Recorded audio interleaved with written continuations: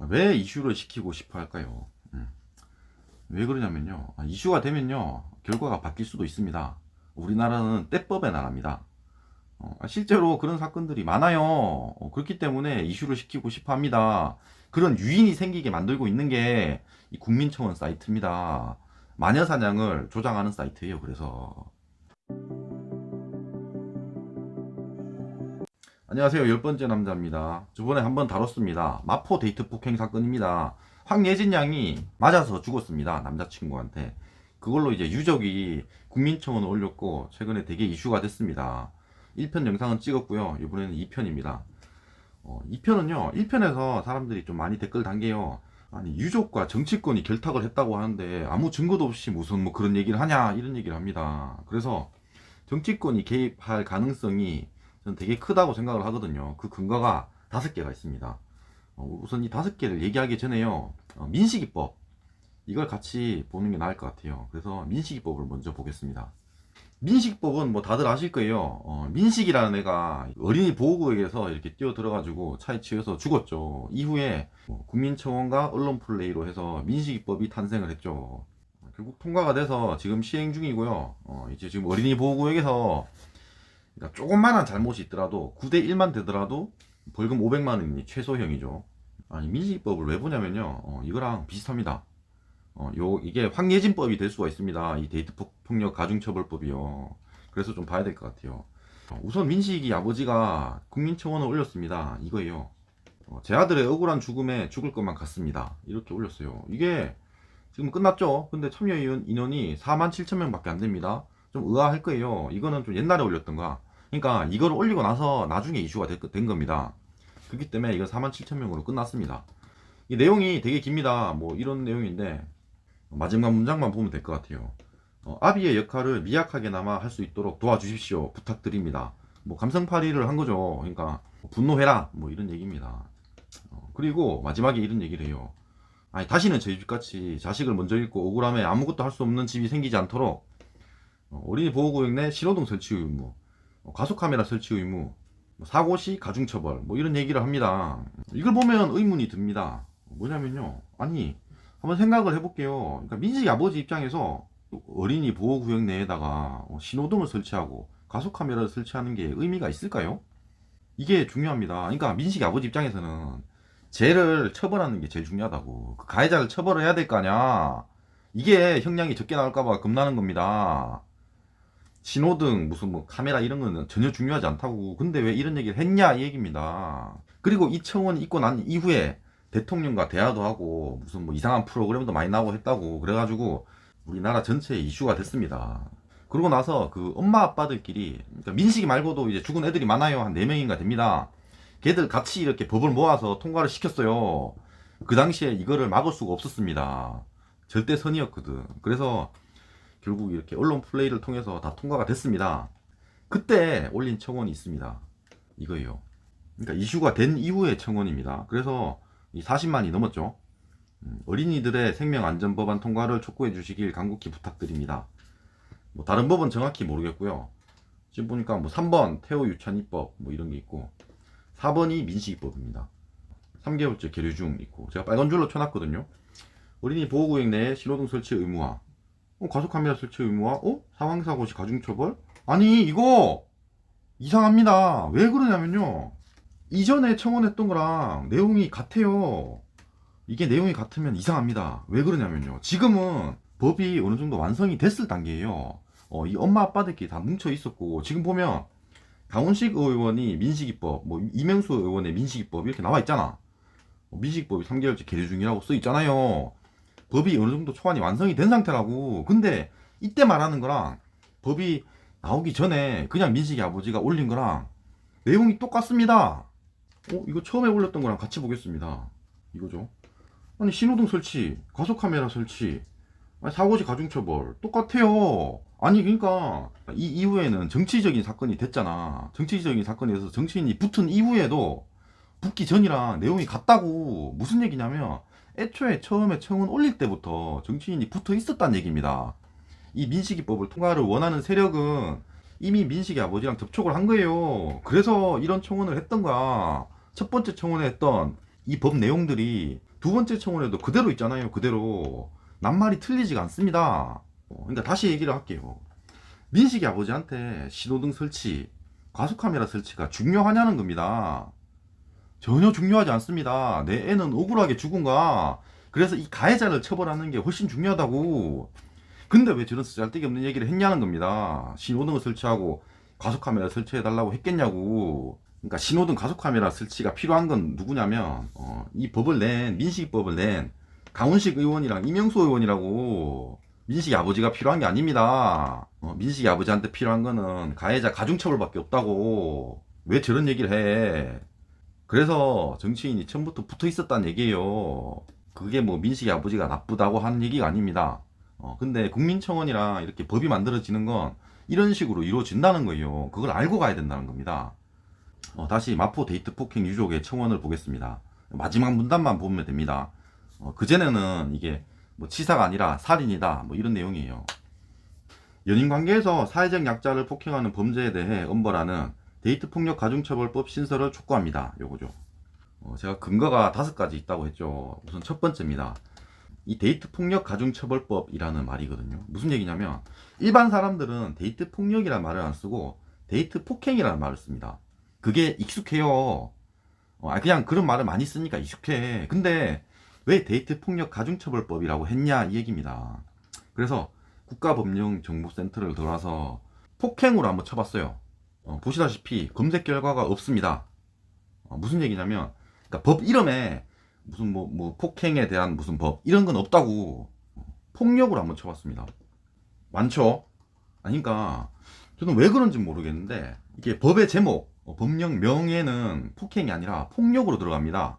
그러니까 지금 유족이 말한 저 데이트폭력 가중처벌법이라는 저 말이 워딩이 저게 그러니까 맞는 말이라는 거예요. 그러니까 일반 사람들은 폭행이라 생각하지만 실제로 저런 법을 신설을 한다면 데이트폭력 가중처벌법이라고 해서 신설을 할 거란 얘기야. 그걸 유족이 정확하게 썼다는 얘기예요. 그 말을. 그러니까 저거 누가 적어준 것 같다 이 얘기입니다. 그리고 두 번째입니다. 연인관계에서 사회적 약자를 폭행한다고 하죠. 1편에서도 얘기를 했습니다. 연인관계에서 사회적 약자라고 하는 건 여자를 지칭하는 겁니다. 그러니까 그런 생각이 들어. 저기서 사회적을 빼면요 연인관계에서 약자가 되거든요. 그러니까 연인관계에서 약자가 되면 남자일 수도 있고 여자일 수도 있어요. 대부분 여자긴 하겠지만 그냥 둘 사이에 이렇게 상하관계가 있다면 그 하에 있는 애가 그냥 약자가 되는 거야. 근데 저 사회적 약자를 쓰면서 그러니까 여자를 지칭하는 말이 돼버렸다고. 결국은 저 한 줄이 이 해당 법의 취지를 되게 간결하고 핵심만 설명을 한 겁니다. 그러니까 이 유족에 올린 청원의 저 한 줄이 이 법의 취지를 진짜 핵심만 설명을 한 거예요. 이게 우연이었을까 하는 겁니다. 그리고 세 번째, 글 전체의 뉘앙스가 중요합니다. 1편에서 다뤘죠. 그러니까 이 글이 있기 전에 이 위쪽에는요 상해 치사가 아니라 살인이다, 이건 살인의 의도가 있었다, 이런 내용만 계속 얘기를 한다고 주구장창 얘기를 합니다. 그러다가 이 마지막 문단이랑 그 전 문단에서만 이 데이트폭력 가중처벌법을 얘기를 한다고요. 근데 유족 입장에서 한번 생각을 해볼게요. 그러니까 보통 사람이 글을 이렇게 쓰질 않아요. 응? 그러니까 전체가 이제 한 개가 아니잖아. 이게 논지가 나뉘게 된다고. 논의가 그렇게 글을 쓰지 않습니다. 그러니까 마지막에도 그냥 이 나쁜 남자친구를 처벌해 주세요, 이건 살인이 맞습니다, 이러고 끝내는 게 맞다고. 근데 쓸데없는 논의를 불러일으킨 거야. 데이트폭력 가중처벌법이라는 걸 얘기하면서. 그러니까 민식이 사례에서 민식이 아버지가 신호등이랑 과속카메라를 얘기했잖아요. 그런 느낌이라고요. 이 쓸데기 없는 얘기라고 이게. 그 얘기입니다. 이게 뭐가 중요하냐고 저런 게 유족 입장에서. 그 다음 네 번째입니다. 무엇보다 이 사건은 데이트 폭행이 아니기 때문에 문제입니다. 이거 데이트 폭행이 아니에요. 데이트 폭행이란 그 워딩은 어디서 나오는 거냐면요, 그러니까 남자 여자의 관계에서 남자가 우위에 있다고 생각할 때 나오는 겁니다. 그러니까 옛날을 생각해보면 알아요. 경상도 남자면 그런 게 있어. 그러니까 여자랑 사귈 때, 야! 김치찌개 끓여와! 뭐, 인연이 팍! 뭐, 이런 거. 그러면 여자가 꼼짝 못해. 그러니까 옛날에는 그랬다는 거예요, 옛날에는. 그러니까 그런 거. 그런 상하관계가 있을 때 이게 적용이 가능하다고. 근데 지금 이 사건은 그런 사건이 아닙니다. 애초에 대등한 관계였어요. 그러니까 남자가 뭐 많이 때렸다, 뭐 이런 걸 말하는 게 아닙니다. 관계 자체를 얘기하는 거예요. 이 데이트 폭력 자체가 그런 겁니다.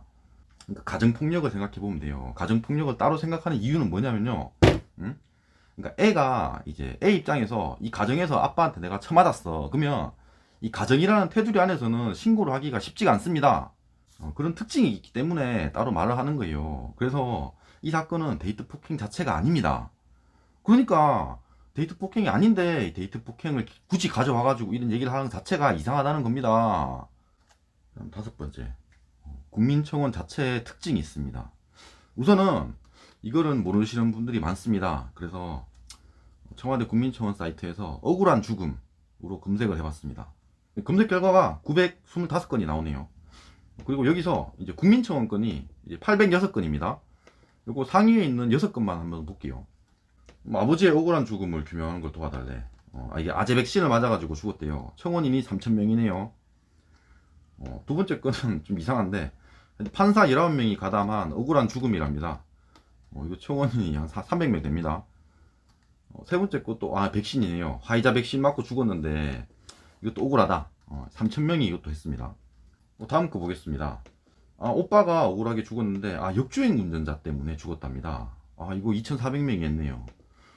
다음 거 보니까 산업재해 때문에 죽었답니다. 요거는 700명이 했습니다. 여섯 번째 거 보니까 이게 황예진 사건입니다. 지금 제가 다루는 게 이거예요. 요거는 35만 명이 했죠. 이 청원 6가지를 보고 나서 그러니까 그냥 무작입니다. 처음부터 그냥 쭉 나열한 거야. 어떤 생각이 들죠? 세상에 억울한 죽음이 많구나 뭐 이럴 수도 있는데 그런 얘기가 아니라, 그러니까 청원에 올리더라도 대부분 묻히고 없어집니다. 그러니까 이슈가 되지 않으면요 그냥 이러고 끝나요.